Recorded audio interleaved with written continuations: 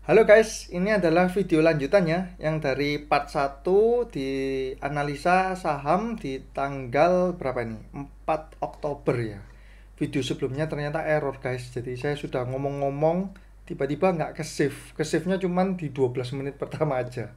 Nah, terakhir saya lihat di video itu saya membahas tentang TBIG ya. Ini saham TBIG.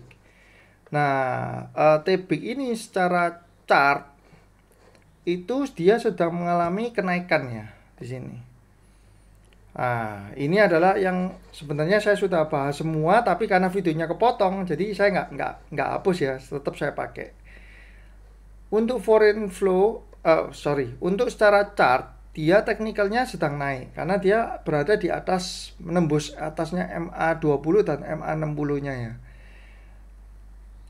Range buy-nya itu di sini ini sebenarnya paling menarik karena ini golden cross pertama dari saham TBIG. Jadi secara teknikal dia sedang naik. Kemudian secara bandar detektor dia netral ya. Nah ini saya kasih keterangan KZ akumulasi di September 165M, sedangkan Juli broker MS jual 123M. Porsi investor individu hanya 3% di saham TBIG. Porsi asing 20%, nggak terlalu gede. Buying range-nya di 1280 sampai 1300. Oke, saya akan lanjut ke ini ya, saham MNCN. Saham MNCN. Bentar, saya cek ya apakah videonya jalan. Oke, masih ke record. Nah, MNCN ini kan sedang drop. Bahkan dropnya ini lebih parah daripada bulan Maret kemarin yang sampai di level 750. Dia sekarang dropnya sampai disentuh level 700. Nah, ketika sedang drop ini saya di grup Stockaholic Spasi ID, grup saya yang di Telegram, itu saya bilang bahwa level 700 ini adalah level psikologis di mana ada kemungkinan saham MNC ini akan mantul ya di level 700. Tapi kan saya perhatikan patternnya. MNCN ini kalau mantul, ada mantulan gede, ini kurang lebih sekitar 10%. Jadi kita bisa take profit mungkin sekitar 6-7% lah. Karena spellingnya kita kan belum tentu buy di harga paling bottomnya ya. Nah, cuman jangan di hold terlalu lama. Kenapa? Karena di sini kalau kita perhatikan ya, ini naik gede tapi dia turun tren berikutnya. Terus ada lagi yang ini naik tapi dia turun lagi. Nah, seperti itu. Nah, ini juga naik terus dia turun. Jadi saya kalau saham yang ini saya one day trade. Saya ambil aja selisihnya sekitar 6-7% lah. Kecuali nanti ada inflow yang bagus ataupun ada berita-berita positif yang bagus untuk saham MNCN, baru boleh untuk sedikit hold lah. Cuman di harga sekarang sebenarnya MNCN ini cukup menarik ya. Sekarang di level 730-an. Support psikologisnya di level 700. Nah ini, porsi asing hanya sekitar 40%. Untuk foreign flow-nya dia lagi bearish, tapi nggak masalah, asingnya kan 40%. Secara chart dia netral ya. Dan secara bandar detektor dia sedang distribusi. MNCN. Nah, saya akan ulangi lagi. Hicks ya, sebenarnya ini sudah selesai semua videonya, tapi saya harus ulang karena ternyata tidak kerekam. MNCN. Nah, di sini MNCN ada berita nggak ya? Oh ya, beritanya malah yang di BMTR ya. Kalau BMTR saya ingat dengan Lokeng Hong ya, dimana dia kan masuk jumlahnya gede banget. Nah, dan sekarang BMTR-nya itu sedang turun. Nah ini levelnya malah di bawahnya Lokeng Hong kan. Ini BMTR. Mana ya yang berita? Ini Lokeng Hong borong saham Bank BMTR ini. Levelnya sekarang malah kalau kita masuk bisa di bawahnya Pak Lokeng Hong.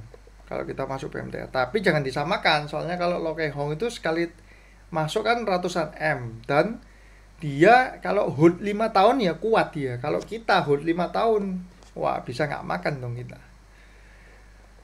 Seperti itu. Oke, lanjut ke berikutnya adalah BNLI ya. Nah, BNLI ini karena saya sudah analisa secara foreign flow dia netral. porsi asingnya 94%, di mana dia kan sudah diakuisisi oleh Bank Bangkok. Jadi ini BNLI, Bank Bangkok ini mempunyai 89% kepemilikan saham. Nah, jadi porsi asingnya mencapai 94% ini di akhir September ya, di 30 September berdasarkan data KSE. Retailnya ini cuma 3%. Terus dia punya level psikologis di harga 1000. Nah, BNL ini lihat ya, drop ya, sempat drop tajam. Kenapa? Karena saya pun sebelumnya ikut mengamati. Sebelumnya itu pihak asing itu mengganjel. Bidnya itu 50.000, 100.000. Lah ini beberapa waktu ini seminggu yang lalu itu bidnya itu dilepas sama si asing gitu. Jadi pergerakannya itu volumenya itu tipis banget. Ini cuma 190 juta transaksinya. Bahkan ya, di hari Kamis transaksinya cuma 38 juta rupiah. Kecil sekali untuk kelasnya saham Bank Permata ya. Nah ini dia drop terus. Dropnya tajam sekali. Cuman kalau dia menyentuh di level psikologisnya di angka 1000, itu sebenarnya cukup menarik. Karena saham seperti ini sekali naik dia bisa AR kanan terus. Hampir sama kayak ceritanya kayak BNII, Maybank punya. Nah ini juga volumenya kecil-kecil, tapi kalau dia sekali naik, saya kasih lihat ya chartnya. Nah ini sekali naik saya jeret langsung AR, sekali naik langsung puluhan persen, belasan persen. Kenapa? Karena barangnya itu semua di asing. Retailnya ini cuma kebagian sedikit sekali. Itu untuk BNLI ya. Dan ada berita juga untuk Bank Permata itu karyawannya itu 4% kena COVID ya. Itu adalah not a good news. Jadi itu suatu berita yang buruk, di mana ya mungkin Bank Permata harus mentesting seluruh karyawannya ya, sehingga lebih safe lah, lebih kondusif. Oh ya teman-teman, sekali lagi untuk video saya ini tidak ada ajakan untuk membeli atau menjual suatu sahamnya. Jadi semua pure saya hanya sharing apa yang saya analisa saja. Jadi disclaimer on. Untuk teman-teman yang mau komentar ataupun membagikan hasil analisa, bisa tulis di kolom komentar juga ya. Berikutnya saya akan bahas itu saham BTPS. Saham BTPS ini beberapa waktu lalu itu cukup menarik, di mana banyak grup-grup dari retail itu mempromosikan saham BTPS ini. Jadi mereka ayo buy seperti itu. Nah, secara foreign flow dia netral.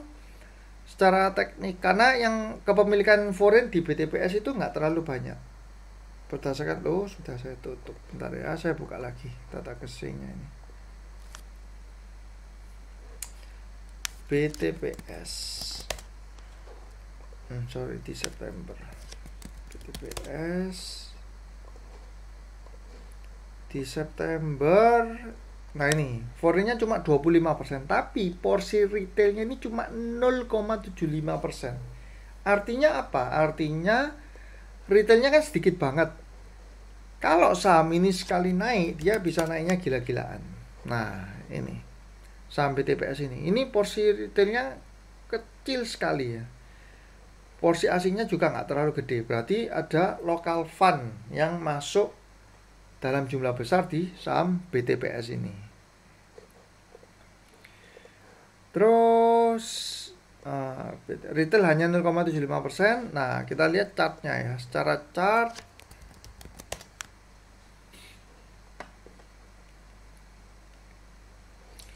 untuk charting dia mulai memasuki fase uptrend ya, dengan closing di MA20 dan mencoba break di MA60 nya di level 3480. Dia mencoba break di level sana. Nah ini jadi saya tulis di 3480 untuk MA60 nya. Dia mulai uptrend ini dari sini, titik ini. Dari level psikologis 3000 dia kemudian naik terus. Jadi kalau beli di level-level psikologis gitu enak. Kalau cut loss cuma sedikit. Tapi kalau beli di yang sudah ngambang, nah itu kita batas cut loss-nya jadi agak jauh ya. Seperti itu. Oke, berikutnya saya akan membahas saham Medco. Nah, ini saham minyak, di mana saham ini sebenarnya sudah drop cukup tajam ya sejak dia melakukan proses right issue. Apakah right issue-nya gagal? Ya nggak bisa dibilang gitu juga. Sebenarnya kan right issue tidak terlalu ada koneksi dengan harga sahamnya gitu. Itu kan emitennya membutuhkan dana untuk suatu proyek atau untuk mengembangkan bisnis, jadi dia mengadakan right issue. Nah ini dia drop tajam ya ketika sesudah RI right issue dia drop. Ini dia ketahan 3 kali ya. Ini dia mau jebol di bawah 338 ini mau jebol ini cepat jebol turun 334 tapi closingnya balik lagi ke 338. Berarti dia mempunyai support yang kuat di 338, support lah, bukan support kuat, supportnya di 338. Terus kalau sampai itu jatuh ke level 310 ini nih, di level sini 310 support berikutnya ya, kalau sampai kejebol. Nah saham ini sebenarnya cukup menarik ya, secara valuasi dia sudah murah banget. Saya kasih lihatkan ya, secara fundamental book value-nya dia paling murah, nggak pernah semurah ini ya, 0,47 kali ya. Tahun 2019 dia 0,7, 2016 0,8, 0,5, 0,5. Dia belum pernah menyentuh angka 0,4 ini. Cuman secara profit dia lagi minus gede ya, 1,3 triliun. Itulah yang menyebabkan harga sahamnya hancur ya. Dari level berapa ini? 800 drop sampai level 300-an. Apakah Medco perusahaan yang buruk? Kalau menurut saya pribadi enggak. Dia perusahaan yang cukup oke di bidang minyak ya. Nah ini kita bisa cermati pergerakannya. Kalau teman-teman mau juga untuk spekulan buy bisa masuk ya di level sekarang ini 338, dan jangan langsung one time satu peluru, kita bagilah, menjaga untuk kalau di level 31 jebol, 310 jebol. Tapi jangan lupa untuk pasang batas auto cut loss ya. Medco. Nah Medco adalah saham terakhir ya. Tebik kan sudah saya bahas tadi di awal. Nah sekarang saya sudah membahas 5 saham. Mungkin saya kasih lagi satu, itu adalah saham Bank BCA, dimana saham ini saya sedang menunggu ya, kapan asing masuk ke BCA dengan volume yang cukup gede nih, misalkan 400 M kayak atau 200 M kayak. Nah BCA ini ternyata masih dibuang terus sama si asing, dan ada tahanan di level 27.000 nih. Ini nih 27 ini kan dia ketahan terus, nggak jebol-jebol nih. Nah sebenarnya cukup menarik kalau kita masuk ke di level 27, apalagi kalau kita horizon time untuk berinvestasinya jangka panjang ya. Jadi kalau kita beli BCA jangka panjang itu cukup menarik di harga sekarang. Nah jatuhnya dia di bulan Maret itu ada di level 20 berapa nih, 21.000. Ini paling hancurnya dia 21.680. Nah jadi kalau kita mau beli untuk investasi jangka panjang, jangan beli yang lamsam, tapi kita beli sahamnya itu mungkin setiap bulan kita alokasikan dana untuk membeli saham. Secara historis Bank BCA ini sejak tahun 2010 hingga 2019 itu dia setiap tahun naiknya, kalau di average ya rata-rata kurang lebih itu 20%. Cukup menarik sebenarnya untuk saham Bank BCA. Kalau mau trading gimana? Nah saya menunggu foreign yang pakai indikator garis biru ini mempunyai volume yang gede. Ketika dia masuk dengan volume gede, nah itu saya akan masuk sih untuk trading di BCA. Karena bisa seperti Telkom ya, naiknya sekali satu hari bisa 5-7%. Kalau momennya pas si foreign masuk gede-gedean. Nah sebenarnya dia di hari Kamis ini foreign ini sudah masuk, tapi volumenya nggak terlalu gede. Mungkin cuma sekitar 30 atau 30 M-an lah kurang lebih. Ini coba saya cek ya. Transaksi foreign di Kamis. Nah, malah cuma 18 miliar doang. Foreignnya masuk. Ini pertama kali dia masuk ya, setelah keluar terus di saham Bank BCA. Tapi ternyata volumenya nggak terlalu gede, jadi saya belum masuk. Saya menunggu asing masuk dengan volume yang besar di saham Bank BCA. Untuk yang mau investasi jangka panjang, ya ini saham banking yang ya salah satu yang paling bagus lah yang ada di Indonesia. Oke teman-teman, sekian dulu ya. Kalau misalkan dari teman-teman yang menonton video ini mungkin ada yang baru pertama kali tonton, jangan lupa untuk subscribe videonya. Jangan lupa juga untuk like, komen juga kalau ada yang mau ditanyakan atau yang mau bagi hasil analisa sahamnya. Dan juga jangan lupa untuk share video ini ke teman-teman yang lainnya supaya kita bisa sama-sama belajar. Saya juga ada channel di Telegram, yaitu channel Stockaholic Spasi ID. Di sana kenapa kok saya bikin channel Telegram, supaya saya pun ingin belajar juga dari member-membernya juga. Ayo kita saling untuk memberikan analisa, kita saling untuk sharing, berbagi satu sama lain. Nah di situ saya nggak suka untuk pom-pom saham ya, misalkan ayo beli saham ini, karena saya melihat banyak channel-channel Telegram itu yang ownernya ini misalkan punya 10.000 atau 20.000 member ya. Ketika dia pom-pom suatu saham, sebenarnya dia ini malah sedang berjualan. Misalkan dia bilang, ayo buy saham apa, misalkan Telkom. Nah saat itu followernya beli Telkom sehingga harganya naik, tapi si ownernya ini malah berjualan. Nah itu saya sedih sekali ya, sayang sekali gitu loh. Di Indonesia ini jumlah investor sahamnya ini masih kecil sekali, nggak sampai 1%. Mungkin sekitar 1,5 juta orang lah yang punya akun saham. Jangan sampai